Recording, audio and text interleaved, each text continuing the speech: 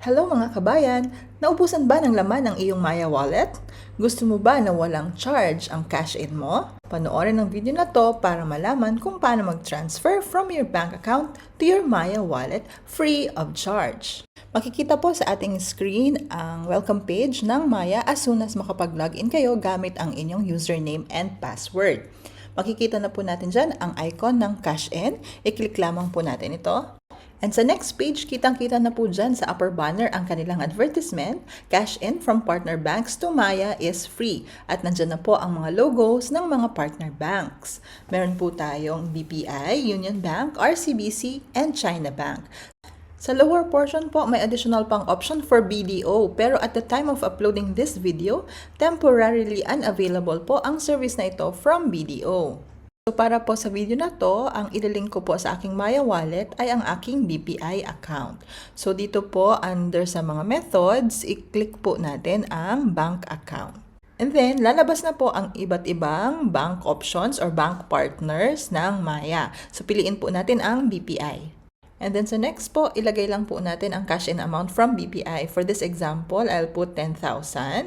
And my note po dito, minimum is 500 and up to 20,000 per transaction ang pwede nating i-cash in from the bank. But you can do this 6 times per day. And makikita nyo rin po dito kung magkano yung available limit pa na pwede nyong i-transfer for the current month. At ito po ay magre-reset ng inyong limit every first day of the next month. And another thing to note here on this screen, check that this amount is within your transaction limits in the BPI app to avoid errors. So kung within the limit nyo naman po yung ito-transfer nyong amount for your cash in, so you are all set, i-click nyo lang po ang continue. And then makikita natin sa next screen, zero transaction fee. So click lang natin ang continue sa baba. And then to proceed, you have to log into your BPI account. Kailangan nyo pong i-input ang inyong username and password.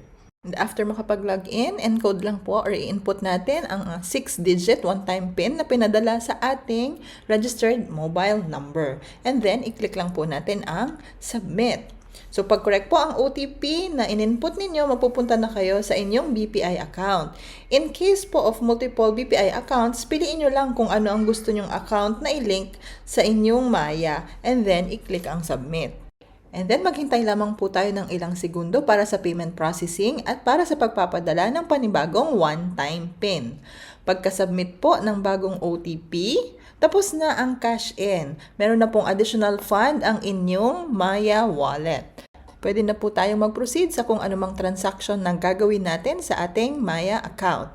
At ang pinaka-importante po sa lahat ay walang service fee ang cash in from your linked bank accounts to your Maya wallet. So tapos na po ang ating tutorial for the day. Sana po ay naipaliwanag kong mabuti ang video na ito. At kung nakatulong po sa inyo, please like and subscribe. Thank you very much for watching. Bye!